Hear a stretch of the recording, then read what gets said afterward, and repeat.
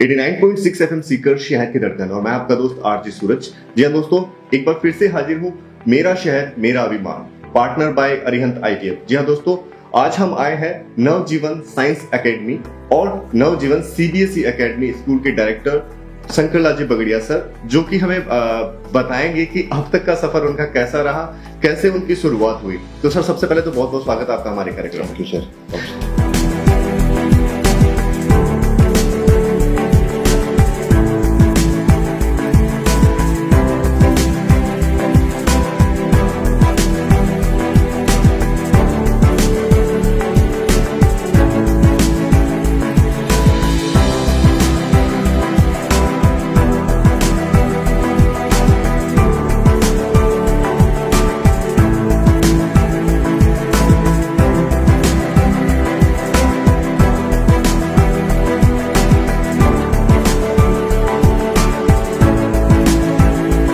सबसे पहले सर मैं आपसे जानना चाहूंगा कि नवजीवन की शुरुआत कहाँ से हुई। सर, सबसे पहले तो मैं आपको धन्यवाद देना चाहूँगा। 89.6 FM की पूरी टीम को धन्यवाद देना चाहूँगा कि आपने इस अभियान के लिए हमें चुना। मैं जो आपका प्रश्न था कि नवजीवन की शुरुआत कहाँ से हुई, जी सर, मैं सर बताना चाहूँगा। इसकी शुरुआत हमने 2007 में जिस जगह पे अपन बैठे हैं वहाँ पर 9 या 10 रूम टिन शेड के बना करके और इसकी शुरुआत की थी। 2007 में इसकी शुरुआत हुई। उसके बाद से लेकर के सफर शुरू हुआ और अब तक 2022 तक की स्थिति में अपन सीबीएसई, आईआईटी और नवजीवन साइंस कॉलेज और नवजीवन आरबीसी का स्कूल, ये सब लेकर के आप लोगों के साथ हैं इस पूरे शहर के सहयोग से। बिल्कुल सर, नवजीवन का जो आपका एजुकेशन में आने का जो विजन था वो क्या था सर? किस विजन और किस ड्रीम के साथ आप एजुकेशन फील्ड में उतरे? मैं सर आपको बताना चाहूँ, ये जो यात्रा है इसकी कहानी एक अलग प्रकार की कहानी है। जब मैं दोस्त यूँ कहूँ कि आपको 4 साल का था तब मेरे पिताजी एक्सपायर हो गए थे। उसके बाद में मेरी माताजी का एक ड्रीम था कि मुझे कैसे भी करके इसको एक अच्छा शिक्षक बनाना है, क्योंकि मेरी 4 सिस्टर थी जिनमें से 3 टीचर हैं। तो उनके हिसाब से मैंने नेट जेआरएफ किया, केमिस्ट्री मेरा सब्जेक्ट था और कॉलेज लेक्चर के लिए वो क्वालिफाई हो गया था 2001 में। उसके बाद उन सब चीज़ों को साइड करके और मुझे ये लगा कि अपने को कुछ नया करना चाहिए। तो 2000 में मैंने ये सफ़र शुरू किया था इस शहर में सीकर में। जब 2000 में मेरा एमएससी कंप्लीट हुआ था तो साइकिल लेकर के मैं आया था। उसके बाद से लेकर के अब तक की यात्रा में बस एक मूल बात ये थी कि शिक्षक बनना है। ये तो माँ का एक बहुत बड़ा विजन था, उन्हीं का सपना था कि एक टीचर बना देंगे तो ठीक है, समाज में एक बहुत अच्छी तरीके से अपने जीवन को यापन करने में ये लग जाएगा। उसके बाद अंदर मूल रूप से शिक्षक जग गया था और व्यापार के बारे में कभी सोच करके इस काम को शुरू नहीं किया था। मूल रूप से शिक्षक हूँ, आज भी वही शिक्षक बना रहना चाहता हूँ और बच्चों को तैयार करना, उनके जीवन में निखार लाना, उनके एक जीवन की रूपरेखा समझ में आए, इस काम में लग करके हम आगे बढ़े हैं, ये सोच करके इस काम को शुरू किया था। और इस माता जी की इस प्रेरणा से जब शुरू किया तो ये था कि अब मुझे बच्चों को तैयार करने के लिए जो भी संभावनाएं मेरे पास हैं, जो भी रिसोर्सेज मेरे पास हैं, उन्हीं को काम में लेते हुए मुझे बच्चों को तैयार करना है।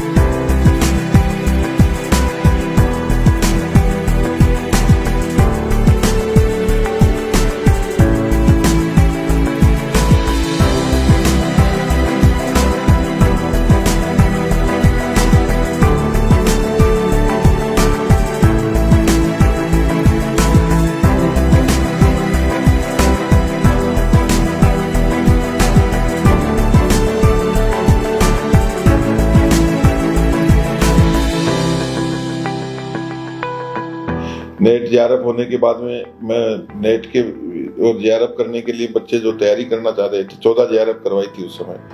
तो 2003-04 में मैं शुरू कर दिया था मैंने अपना काम। और इस पूरे चीज में यदि आप माने तो मेरी माता जी इसकी प्रेरणा स्रोत थी। वो मेरे गुरु भी थे, मेरे पिता भी थे और मेरी माँ भी थे। उन्हीं की प्रेरणा से आज ये काम कर पाए।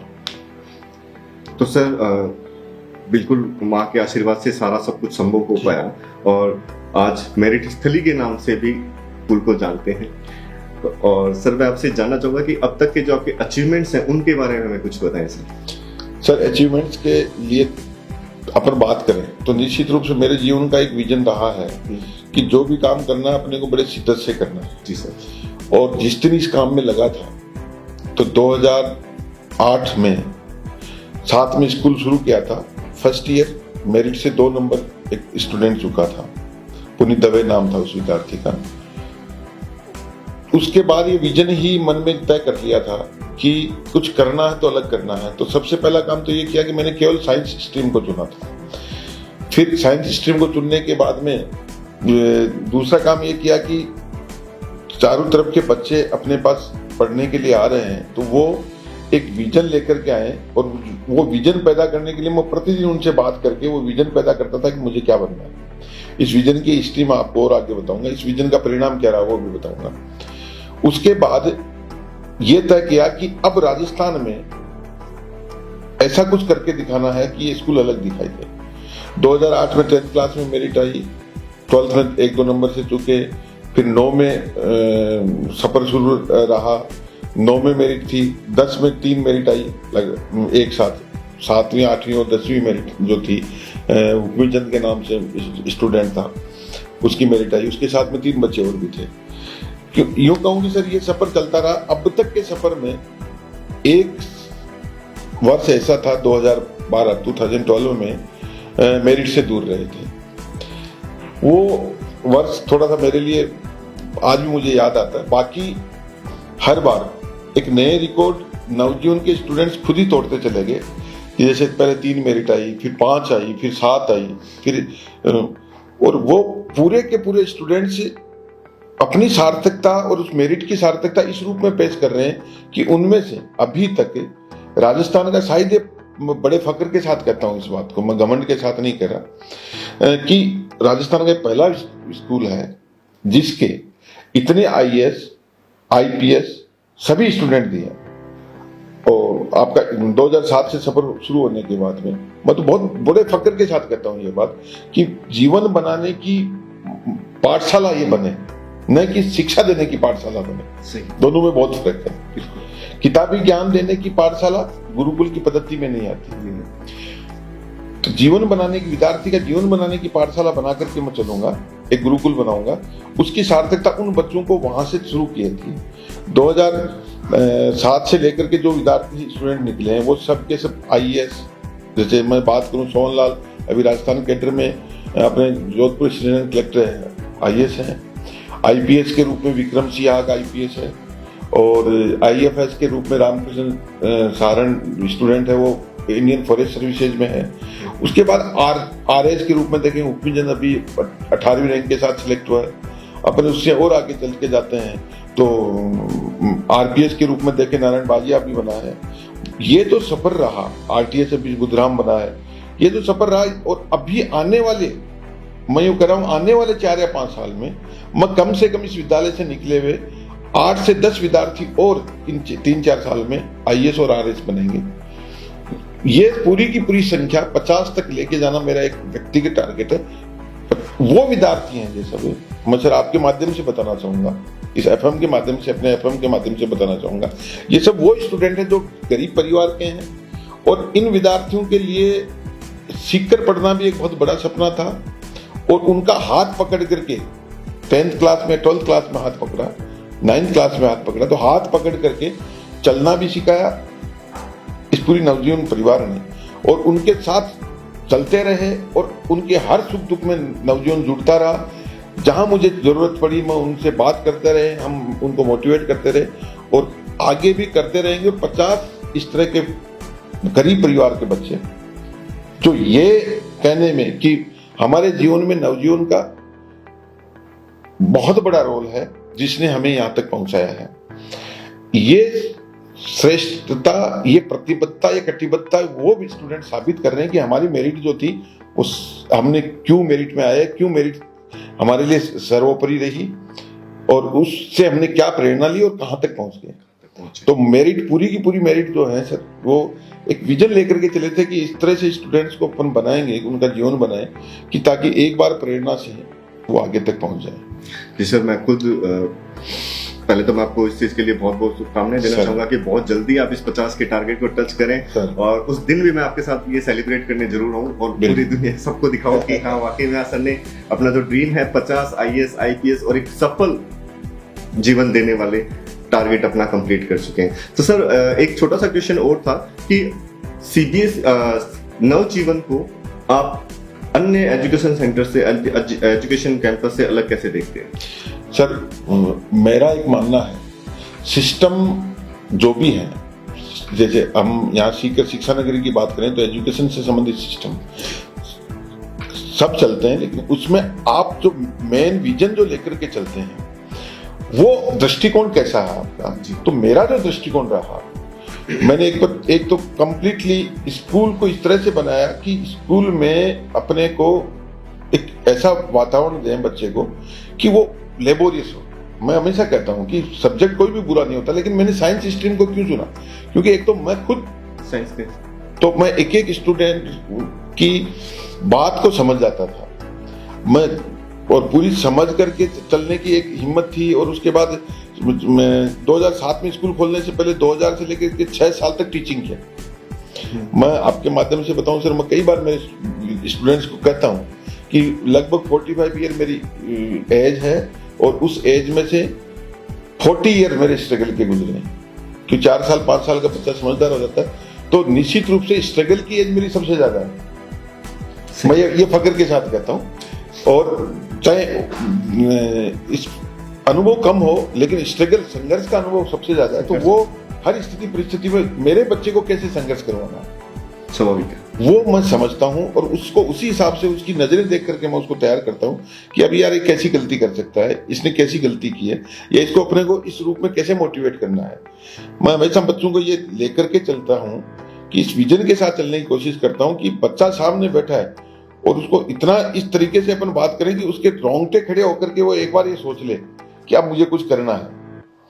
वो विजन अपन बच्चों को लेकर के चलते हैं, इसलिए साइंस को चुना अलग। थोड़ा सा मैं इसलिए मानता हूँ कि सबसे अलग केवल एक स्ट्रीम को चुना।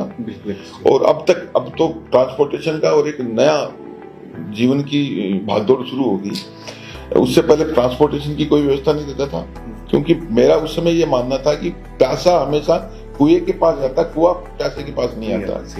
तो उससे क्या फायदा होता था कि मैं बच्चे को जब चाहूं तब बुला सकता था, जितनी देर चाहूं तब तक पढ़ा सकता था, जितने बजे बुलाना चाहूं तब वो बच्चा आ सकता था। क्योंकि अभी पेरेंट्स जो जिस तरह की कंफर्टेबल जोन में स्टूडेंट्स को रखना चाहते वो जोन नहीं था।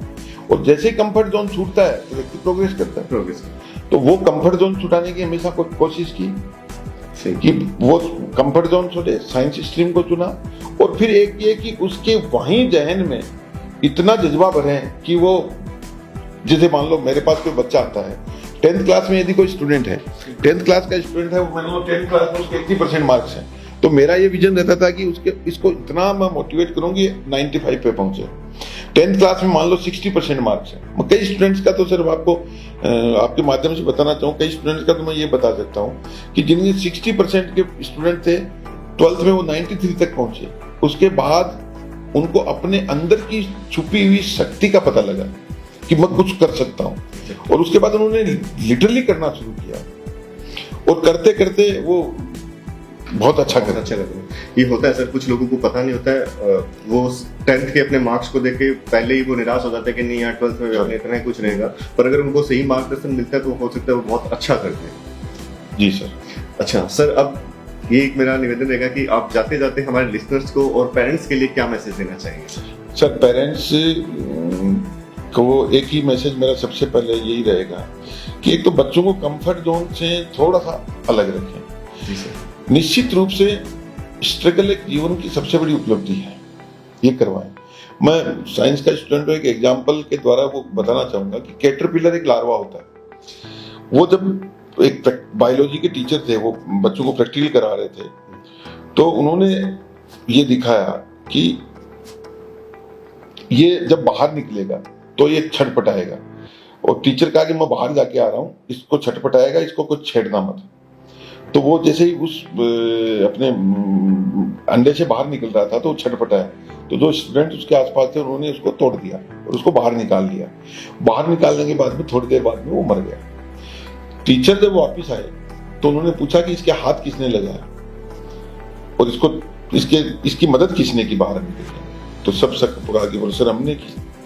बोले आपको मदद नहीं करनी चाहिए थी इसकी, ये मदद जो आपने की इसके कारण से ये मर गया। क्यों मर गया? कारण ये था कि जब ये छटपटा था तो ये इसके पंख को इतनी मजबूती देता है कि वो इसके जीवन के संघर्ष में काम आता है। तो निश्चित रूप से एक तो कंफर्ट जोन शुरू है, ओवर फीडिंग हमेशा नुकसान करती है। तो मैं अभी कहता हूं कि कोविड के बाद की सिचुएशन तो इतनी भयानक है कि आप कंफर्ट जोन नहीं छुड़वाया तो शायद अगली पीढ़ी में बड़ी समस्या पैदा हो सकती है। दूसरा, स्टूडेंट से मैं यदि बात करना चाहूं तो मैं एक ही बात कहना चाहूंगा कि वो बुजुर्ग लोगों के पास बैठे। जीवन की अंदर क्या है, जीवन की कहानी कितनी लंबी है महत्वपूर्ण नहीं है, कितनी इंटरेस्टिंग है ये महत्वपूर्ण है। तो एक तो बुजुर्ग लोगों के पास बैठे।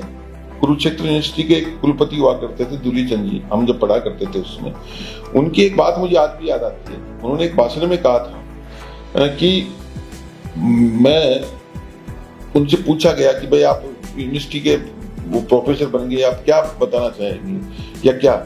मैं जो बताना चाहूँ या मैं जो कह सकता हूँ वो मेरी दादी उस समय अनपढ़ होकर के बचपन में जानती थी। तो इसका मतलब ये कि उनके पास अनुभव बहुत बड़ा है बचपन में, और माँ की और पिता की सेवा करने का यदि किसी एक को अवसर मिलता है, इस अवसर को यदि कोई चूकता है उससे कोई गलत हो ही नहीं सकता। उससे चूकना मतलब जीवन में बहुत कुछ होना है। तो स्टूडेंट से ये मैसेज देना चाहूंगा, सहज और सरल रहने का प्रयास हमेशा करें, और निश्चित रूप से अपने जीवन में कभी भी मैंने किया ये अहंकार नहीं लाए। क्योंकि राम का यदि जीवन चरित्र पर पढ़ते हैं तो राम सब कुछ करते थे, उसमें कर्ता का अहंकार नहीं था। वो उनमें मैं क्या कर रहा हूँ ये अहंकार उनमें नहीं था, और यही उनके जीवन की सबसे बड़ी जीत थी। तीसरा, मैं मेरे व्यक्तिगत अनुभव से जो मैंने जिया है, पढ़ा नहीं जो जिया है, उसके आधार पर यह कह सकता हूं कि नियति जनित परिस्थिति, नियति ने तय की है। आपके पिता की डेथ हो गई साहब बचपन में, नियति ने तय किया कि आपका साहब एक्सीडेंट हो गया और एक हाथ फ्रैक्चर हो गया, नियति ने तय किया कि साहब आपके साथ कोई भी दुर्घटना घटी। तो ये नियति जनित परिस्थितियां जो है वो कभी भी मानवीय क्षमताओं पे हावी नहीं हो सकती। तो व्यक्ति को कभी, जैसे अभी सीबीएसई का अपने इनॉग्रेशन किया था तो पद्मश्री दीपा मलिक मैडम को अपन ने बुलाया था, आप लोग थे वहां सर, तो उनके जीवन से भी ये देखा वो प्रेरणा स्रोत क्यों थे, इसलिए थे कि उनका पूरा जीवन साक्षात है कि नियति जनित परिस्थिति ने यहाँ से नीचे का पूरा अंग काम नहीं करता। नियति जनित परिस्थितियां उनके व्यक्तित्व पे हावी नहीं हो पाई, मानवीय क्षमताओं पे हावी नहीं हो पाई, तो वो कभी भी हावी नहीं हो सकती। तो इसका आप अपन सही रूप से मायने से स्टूडेंट्स इस बात का ध्यान दें, कर्ता का अहंकार कभी नहीं पड़ा। किसी भी व्यक्ति में यदि कोई शिक्षक भी है तो मैंने ऐसा कर दिया, ऐसा कुछ नहीं है। जिस दिन कर्ता का अहंकार अपन ले लेते हैं अपने जीवन में, अपन बहुत कुछ खो देते हैं। तो राम के चरित्र को पढ़ें, भगवान राम के चरित्र में आपको ये सब उपलब्धियां मिलेंगी, यही कहना चाहूंगा सर। बहुत बहुत धन्यवाद, आपने समय निकाला और इतनी अच्छी बातें हमारे दर्शकों को, हमारे लिसनर्स को बताई सर। वाकई में मुझे आज बहुत अच्छा लगा आपसे बात करके sir. Thank you very much. Thank you.